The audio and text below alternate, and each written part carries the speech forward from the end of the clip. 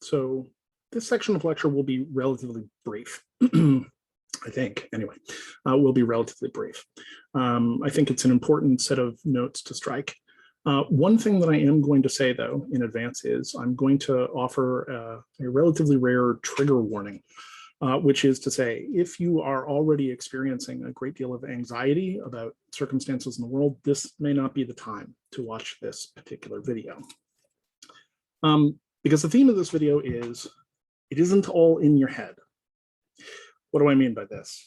So as somebody who, professionally speaking, works in the mental health domain in several different ways, right? I teach in Buddhist psychology and mental health. I teach the Jungian courses, and of course, I'm an active psychotherapist, right? And sort of a theorist around these subjects as well. I think that it is an important note to counterbalance things, to say that although, of course, there are a great number of things that one can do from a position of agency in order to engage, their issues, their mental health broadly, and I suppose more broadly still, their existential health, right? There are real things you can do. The locus of control is inside of you, and that comes through with Buddhism, and it comes through with depth psychology, and it comes through generally with my emphasis on intentional self-transformation. However, in all of those professional roles, something that I run against fairly often is the way that certain kind of interpretations of those systems, right? Those different means of attempting to help people and to enable people to help themselves.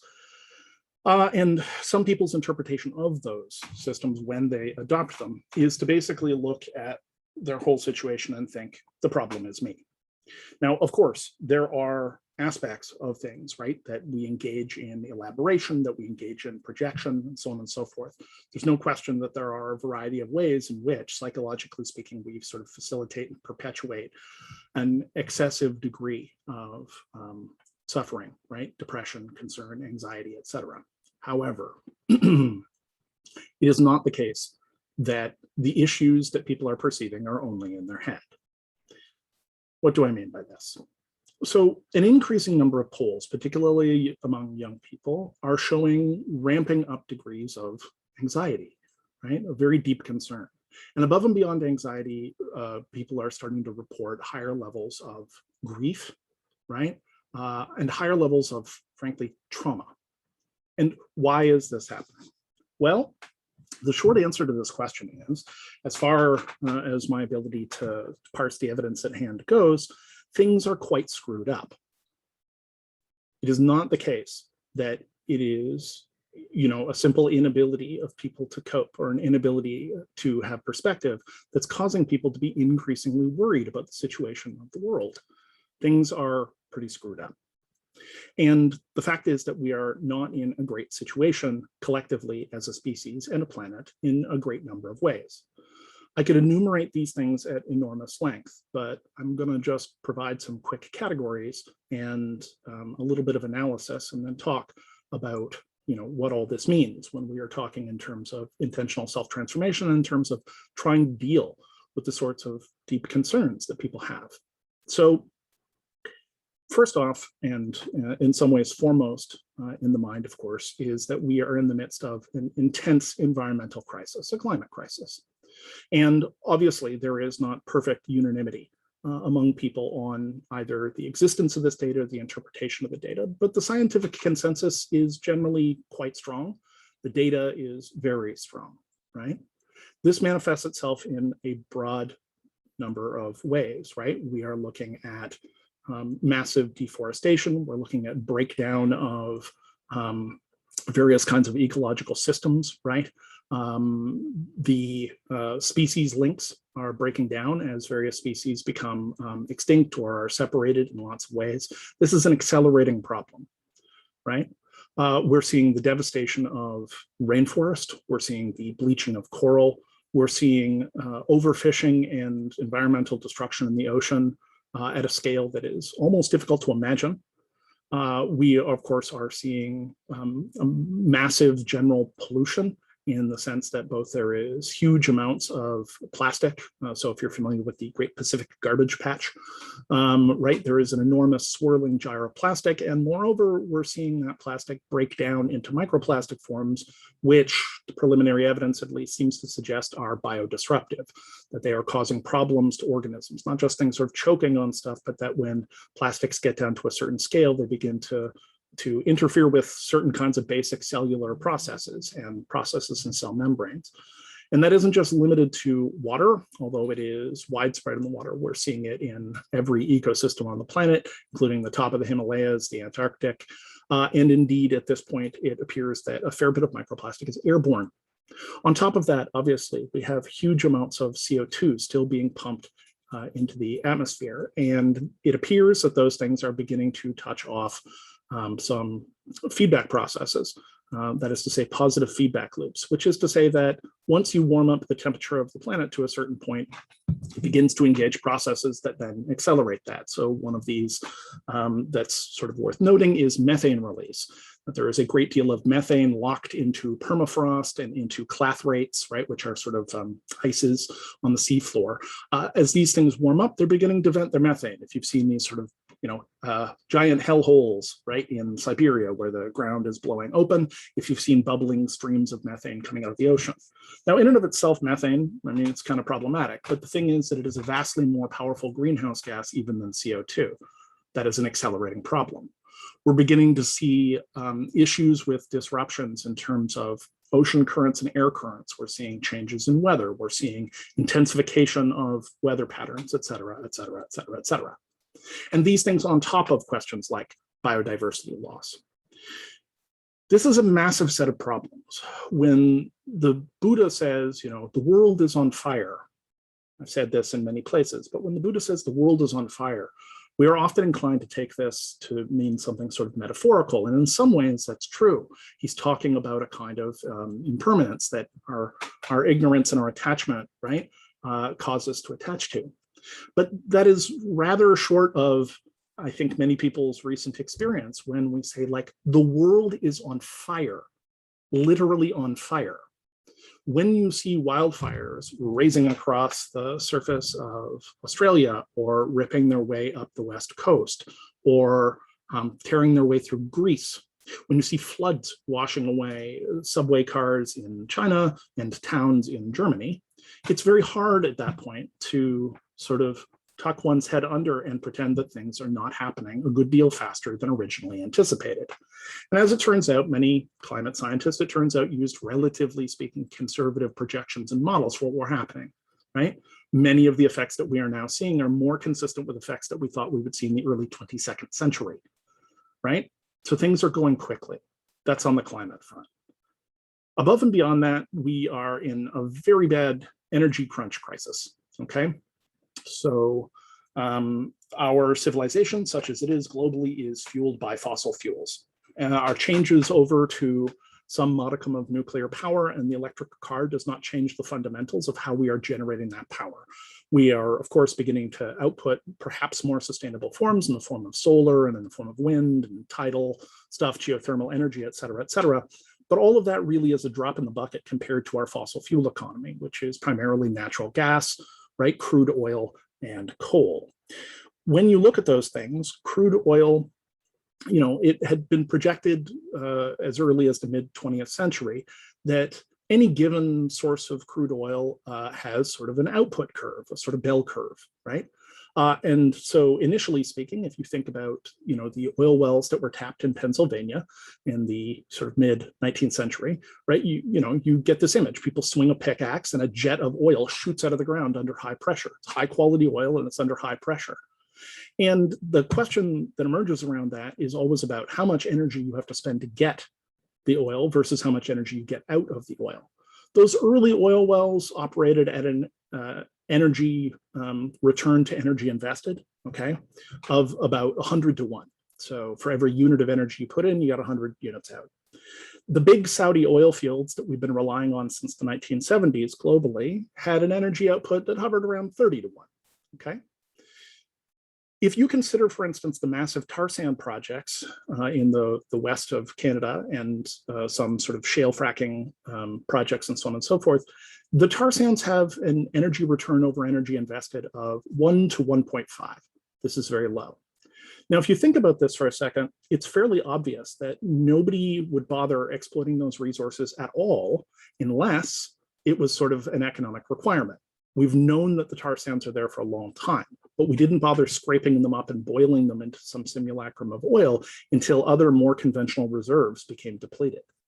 So the very fact that we are engaged in certain kinds of things, the shale boom, right, and tar sands, et cetera, these unconventional sources, as well as looking, further offshore for oil drilling, et cetera, is an indication that, in a sense, we picked the low-hanging fruit. This is a real problem. In some ways, we would do very well, obviously, to go off a hydrocarbon-based standard because it is contributing to global warming and climate change, right? So we are, in a sense, feeding this stuff into our machines to feed our economy, and it, in turn, is hastening our problems in a great number of ways. But nevertheless, right, we do have a civilization which is finely tuned to use these energy resources. We rely on them for transportation, we rely on them for power generation, we rely on them for production purposes, we rely on them for agriculture. This is a problem, right? And one that advances in fusion, which are in some ways quite promising, notwithstanding, it's a standing problem and one that does not yet have a resolution. Our economic system, further, is very deeply screwed up, right? Our economic system has seen a series of shocks, okay? And many of those things stem, essentially speaking, at least in some of the standard critiques, from the fact that we are living out a fantasy of infinity on a finite planet. We are operating within a system where our consumerist tendencies are required to keep the economy moving. In fact, the economy must be in a state of constant growth. If the growth in the economy drops below 2%, we start seeing serious shockwaves moving through the system.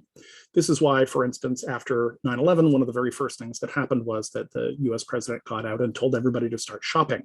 Because if the consumption drops below a certain level, then growth drops below a certain level and things start to catastrophically unwind. The system is predicated on growth. But if you've ever done, like a basic math course or sat down with a calculator, you know that increasing growth 2% per year, right, rapidly can become a very large number, right? And a number that pretty quickly outstrips what the capacities of an actually finite planet are.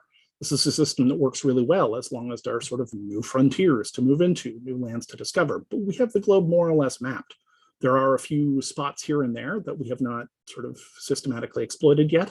And I suspect that the time will come relatively soon when people will start staking claims in Antarctica. And there are already people prowling around the Arctic as it appears that it is going to go ice-free. The point is that the economic system such that we're in is sort of badly broken. It's not sustainable in the form that it's in. And yet we do not seem to yet have the political or collective will to shift those things. Furthermore, closer to home, it's, I think, becoming increasingly obvious to people that the economic system is likewise quite broken insofar as it has such massive levels of wealth inequality. There's an excellent book on this subject called The Spirit Level, which talks about levels of wealth inequality in a society and how those things affect various kinds of social metrics. We're seeing the highest, so far as I know, wealth inequality that has ever been seen in human history.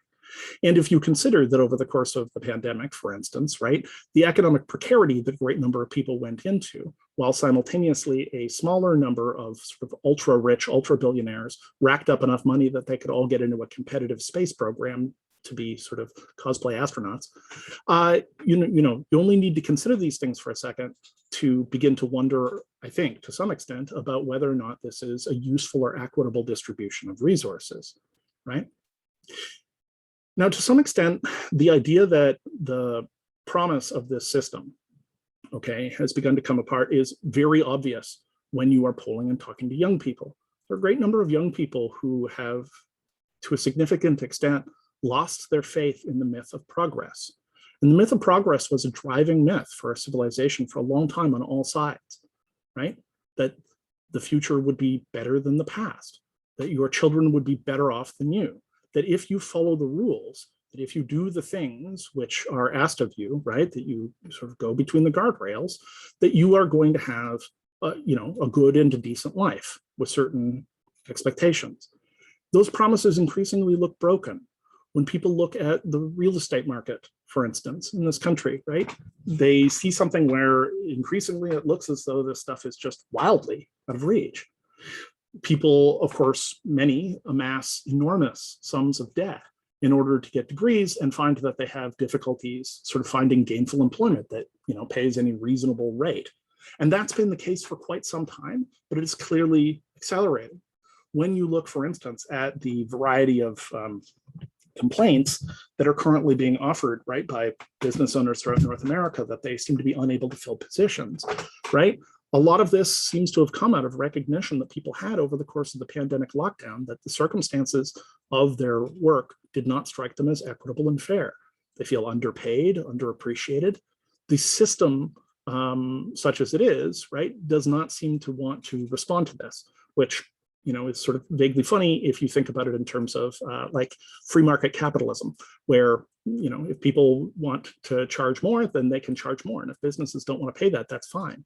But if the going rate is what people are asking, that's what they're asking. And a business model is only a functional business model insofar as it can sustain living wages for people, right? Living wages for people. Now, many people, I think, have had the sense that the promise of the future is in some sense broken. When you look at these things, when you look at environmental catastrophe, when you look at economic catastrophe, when you look more broadly at some of the sort of structures that we have in terms of politics seeming to be very badly broken, right? When you look at massive inequity, when you look at various forms of systemic injustice, it's very hard for people to buy into that system. Why should they? Right? This idea that people are going to continue to want to sort of move between the rails and do what they're told doesn't mean a lot if the prize which is being held out for them appears to be increasingly a mirage. So these are just a few factors. There are a great many more. And so it is understandable and reasonable in some way, right, that people are experiencing very deep concern, and that people are beginning to question the values behind these systems. It is not only in your head. Things are demonstrably screwed up in a bunch of ways. COVID underlined this for a lot of people in a great number of ways, because after many years of sort of blithely standing by and believing that the sort of, masters were at the wheel, it became very clear that, in fact, everybody is just a human and they're all stumbling along at high speed trying to solve their day. And it can be extremely difficult to engage these problems because you've got problems of your own. You've got, issues with your family. You've got issues with your relationships. You've got issues with your friends. You've got rent to pay. You've got classes to go to and grades to get, right? It's very easy to look at these things and just say, I do not have the bandwidth for them, right? And yet, creeping at the edge, there is sort of this drumbeat of deep, deep concern. Now, some of that concern, I add, is amplified. So we know, for instance, from internal research documentation in most of the major social media platforms, that social media can have a pretty deleterious effect on people's mental health, okay? Instagram has published relationship stuff on this, right, where they look at the effect on teen girls, and it seems to badly exacerbate, mental health issues. They're aware of this. Likewise, Facebook is very aware of the way in which their content affects people, and their content is pretty finely geared. The economy that surrounds social media is predicated on one thing: attention. It needs your attention. It requires your engagement. That is how they serve you ads. That's the money, right? Well, half ads and half selling the data of what you're paying attention to. That is the business model. And, Facebook as an organization now has, 2.9 billion users, making it, in some ways, the single largest nation on Earth. And Mark Zuckerberg has, of course, positioned himself in some ways as a kind of head of state, albeit a relatively totalitarian head of state, since he owns majority shares and is not, in some sense, accountable for these actions. This, right, algorithmic drumbeat of pulling your attention, well, they figured out some time ago what works, and what works is outrage. It's more effective than almost any other emotion. And so the algorithm is very finely tuned to feed you narrow-casted material that reinforces certain kinds of things, and that by its very nature tends to radicalize, because getting outrage at this point is going to require an increased dose and increased dose and increased dose and increased dose. There we can see how dialogue between what might have been relatively open parties is being pretty badly soured. People are being sort of driven into a state of outrage and concern, right? So that is exacerbating things in a lot of ways. But nevertheless, it is not only in your head. There are real problems in the world, lots of them. And if you go looking around, if you fall down this rabbit hole for any length of time, it can be, frankly, completely paralyzing. The scope and scale of it. It can induce a feeling of complete helplessness, powerlessness, panic, right? It can undercut your ideas about what you're doing or why you're bothering. These are increasingly commonly reported feelings. People are asking themselves questions. If everything is falling apart, why am I bothering with this dumb horseshit, right? And that's not unreasonable. So I think it's important, because there is so much emphasis placed on intentional self-transformation, that we address that. The world is actually quite deeply screwed up. Now, that is not to say, okay, that all of the emphasis falls in one direction or another. Ultimately speaking, the most effective locus of transformation is still oneself. But it's not the only locus of transformation. It is not the case that one only works on themselves, right? One does not, sit and meditate when a wildfire is coming up against the house. You act, right? And this is collectively the space in which we are finding ourselves. Now, certainly under many conditions, the sort of overwhelming nature of this can just be paralyzing. But, at some level, we cannot quite afford to be paralyzed, right? We're looking at real threats to civilization, and possibly, frankly, real threats to the species. This is not overstating the situation. This brings me to the difference between hope and optimism. Optimism is a state where you make a blithe commitment, a belief-based commitment that everything is going to be fine. We see lots of responses of this kind, right? I'm sure they'll figure it out, right?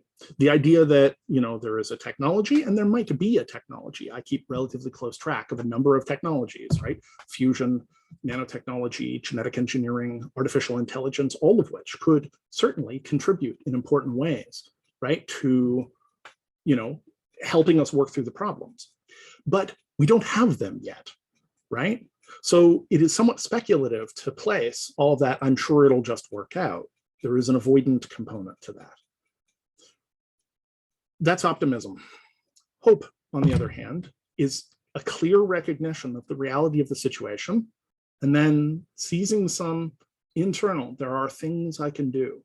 I can accept, I can go through a state of acceptance and accept that there are things that are happening, and I need to take them seriously, and I need to plan accordingly. That doesn't mean, necessarily building a bunker in your backyard, right?